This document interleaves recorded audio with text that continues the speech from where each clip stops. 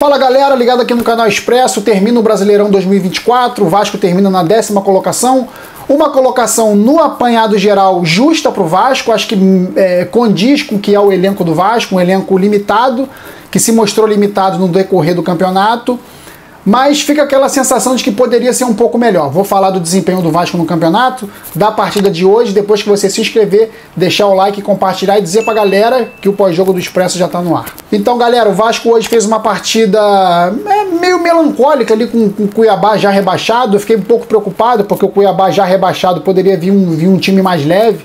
De repente o Felipe podia usar isso numa entrevista aí, dizendo que o Cuiabá veio leve, mas não, o Vasco eliminou qualquer tipo de zebra, né, já enfrentando uma equipe rebaixada, sem pretensão de nada. O Vasco ainda almejava ficar na 9ª colocação para tentar eliminar 2 fases da Copa do Brasil, que seria muito importante aí, já com o calendário de 2025 vai ser um pouco mais apertado. Mas infelizmente o Cruzeiro venceu o Juventude, o Vasco termina na 10ª colocação, vencendo. Poderia ser pior se empata ou perde, né? Mas o Vasco termina na 10ª colocação, acho que condizente com o que foi o Vasco no campeonato. Foi a colocação que o Vasco mais estacionou, foi a colocação que o Vasco mais esteve. Quando o Vasco chegou a beliscar um 9º, 8º lugar e poderia chegar num 7º, o Vasco pipocou, literalmente pipocou, que foram partidas aí que a gente viu contra o Atlético Goianiense, aquela pancada lá que a gente tomou do Corinthians por 3-1, a pancada que a gente tomou do Fortaleza, a pancada que a gente tomou do Botafogo. Quando a gente poderia almejar um pouco mais, essa equipe sentiu, esse elenco sentiu. Então, o que eu quero dizer com isso? Que esses caras, eles sentiram por vestir uma camisa de um clube que almeje grandes coisas. A maioria dos jogadores que estão no Vasco hoje não podem estar, porque uma equipe grande como o Vasco ele tem que almejar coisas melhores e brigar por coisas maiores.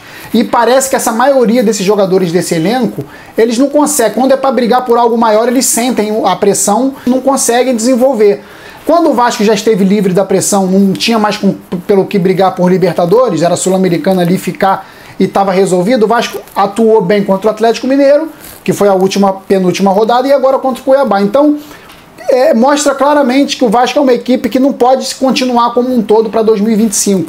Essa equipe tem que ser modificada, tem que ter zagueiros aí, saiu o Léo, tem que ter meio campista aí, saindo alguns aí que não fazem mais sentido estar. Maxime, por exemplo, eu acho que não pode mais fazer parte desse elenco. Eu acho que o Matheus Carvalho sendo negociado, a gente vai ter que ter um meio campo aí chegando para assumir essa posição do Matheus Carvalho. O Felipe Coutinho, um cara entrando em forma, pode ser que ajude bastante o Vasco ainda para 2025. O Payet a gente tem que liberar, porque o Payet também não foi muito produtivo esse segundo semestre, principalmente com a camisa do Vasco. Durante o decorrer do ano quase todo não foi muito produtivo. A gente sabe que o Verratti é um cara que serve, foi o cara que fez o gol hoje, fez gol na quinta-feira contra o Atlético Mineiro, então um cara que faz gol, sendo municiado, sendo bem municiado, ele faz gol. Alex Teixeira também eu acho que é um pouco de forçação mantê-lo aí, poderia liberar também.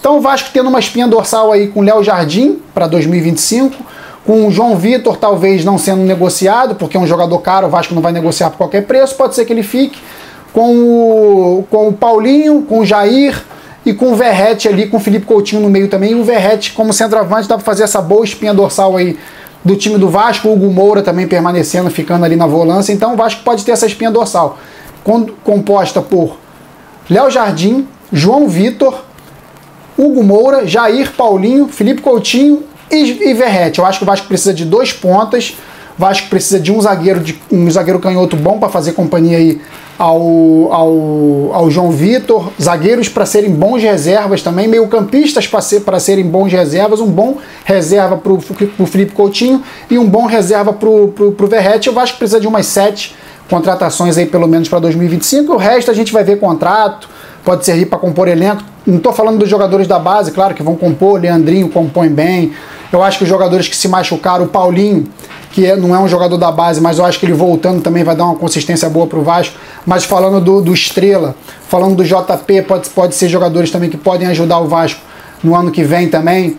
Então o Vasco ali com um time ali com bons reservas, com reservas da base, mas que precisa contratar pelo menos uns 6, 7 aí, para não correr risco aí em 2025, porque o ano de 2024 o planejamento foi muito mal feito. Sobre a partida de hoje, galera, o Vasco fez o que tinha que fazer, guardou, botou as bolas que tinha que colocar para dentro, Verratti matador, o Vasco poderia ter feito 3-1 com o Paulinho, mas o gol foi anulado por impedimento. Uma partida que eu vou ser bem sincero, eu fiquei mais de olho nas outras partidas que eram mais interessantes, Fluminense, Botafogo, Atlético Mineiro e Atlético Paranaense. Fiquei mais de olho nessas partidas, acabei não tendo muita noção do que foi que aconteceu na partida do Vasco contra o Cuiabá, mas fiquei atento sim a alguns lances. Ouvi o Payet virar uma bola no final do jogo que quase cedeu o empate pro Cuiabá. O Payet tem que ser menos jogador de showball e mais jogador de futebol. Ele não pode dar esses moles, né? O jogador da categoria dele, da idade dele, virar uma bola daquele jeito, tentar fazer lances de efeito no campo de defesa. Mas em geral, galera, Léo Jardim bem, a equipe foi firme como um todo, conseguiu suportar bem a fraca e a rebaixada equipe do Cuiabá. Vasco vencendo, chegando aos 50 pontos, terminando na 10ª colocação. Como eu falei, galera, o vídeo não vai ser muito longo, porque é clima de fim de festa mesmo, uma sensação de que o ano de 2025 poderia ser muito pior no início do campeonato. Parecia que ia melhorar muito a nível de Libertadores, a nível de chegar numa final de Copa do Brasil. Vasco cai de novo, perde a semifinal da Copa do Brasil, começa a perder no Brasileirão e deixa escapar a Libertadores. Então foi um sentimento decepcionante pela recuperação que o Vasco teve com o Rafael Paiva no decorrer do campeonato. Depois, como eu falei, os jogadores que não têm tanta capacidade de suportar a pressão não conseguiram. Quando o Vasco era para encaixar mais vitórias, vencer o Atlético Goianiense, principalmente em casa, rebaixado, fazer boa partida contra o Internacional, de repente somar ponto. O Vasco, na hora de fazer esses pontos, o Vasco deu uma pipocada geral e não conseguiu pontuação necessária para uma pré-Libertadores. O Vasco termina numa Sul-Americana. Para mim, o que eu já vinha avaliando desde lá de trás era o que cabia para esse elenco do Vasco. No final das contas foi o que aconteceu. O Vasco vai para uma Sul-Americana, tá de bom tamanho, a gente fica com o sentimento de que poderia ser melhor, mas se a gente for avaliar jogador por jogador, a gente fez até demais. Muito erro de planejamento, muito erro de contratação, muito erro na segunda janela, contratar o Jean Davi, que já sumiu do elenco do Vasco, já nem é mais relacionado. Maxime, que não serve para jogar no Vasco, jogador esforçado, tem até técnica, mas para jogar no Vasco tem que ter algo a mais. Eu costumo dizer que um bom time, ele é composto de mais da metade dele de pedreiros, fazendo uma analogia com a obra, para montar um time bom, mais da metade dele, 6, 7 jogadores pedreiros, 3 jogadores para serem os mestres de obra e pelo menos um grande engenheiro para orquestrar esse time do Vasco aí para 2025. Hoje o Vasco tem um grande engenheiro que pode ser o cara que vai fazer o Vasco jogar em 2025. O time pode ser montado ao redor dele, que é o Felipe Coutinho. Ele tem essa capacidade, eu confio nele principalmente.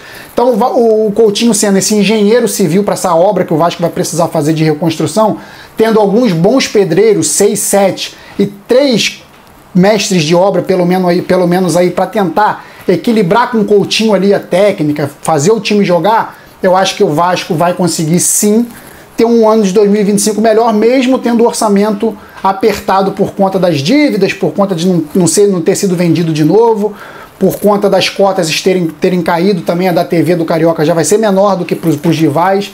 Então o Vasco vai ter que se reinventar para 2025, arrumar receita de outras fontes, vai ter que ter criatividade na área comercial.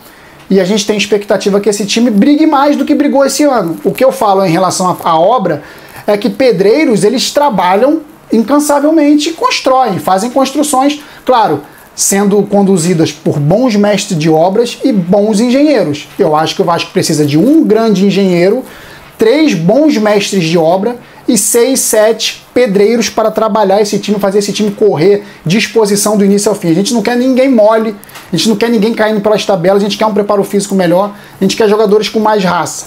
Para mim, como eu falei, a espinha dorsal do Vasco é Léo Jardim.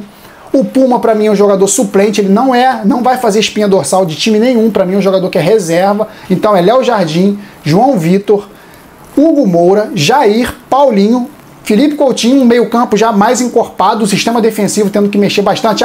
O Lucas Piton pode ser esse lateral esquerdo, o lateral direito eu acho que ainda tem uma lacuna a ser preenchida aí, não vai ser o Puma e nem vai ser o PH, eu acho que vão ser titulares absolutos. PH caiu muito o futebol dele nesse segundo semestre, então PH e Puma para mim podem ser ou um dos dois negociados ou reservas imediatas aí de um futuro contratado para a lateral direita.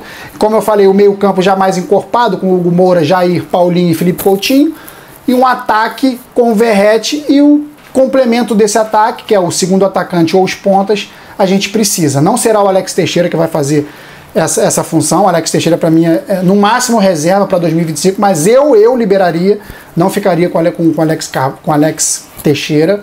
Então o Vasco tendo que reformular bastante, assim, diria que 50% do seu elenco tem que ser novo.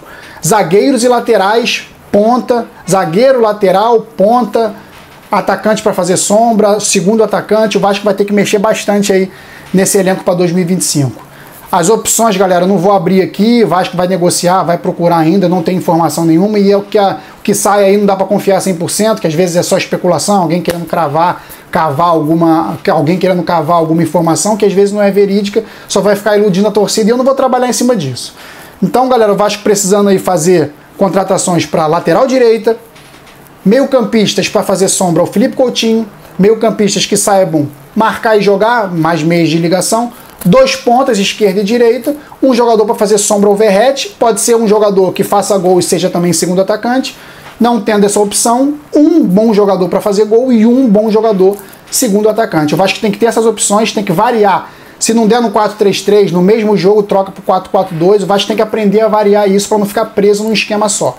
Eu acho que o Felipe, nessas últimas 2 partidas, ele já tentou fazer um 4-4-2, fazer o Vasco com o meio campo mais encorpado, mais protegido, fazer o Vasco trabalhar mais a bola pelo meio. Por que pelo meio? Porque o Vasco não tem bons pontas. Jean Davi e Emerson Rodrigues, para mim, não ficam para 2025 também. É isso, galera, valeu. Então, temporada de 2024 termina, Vasco termina numa melancolia danada, vendo os rivais campeões da Copa do Brasil, vendo os rivais campeões brasileiros, vendo os rivais campeões da Libertadores, vendo o Fluminense permanecendo na Série A, ainda conseguindo vaga na Sul-Americana também, e o Vasco na Sul-Americana e chupando o dedo mais uma vez, mais um ano sem título. É isso, galera, vamos esperar um 2025 melhor. Já desejo para vocês um Feliz Natal, Feliz Ano Novo. É isso, valeu, saudações vascaínas sempre, fui!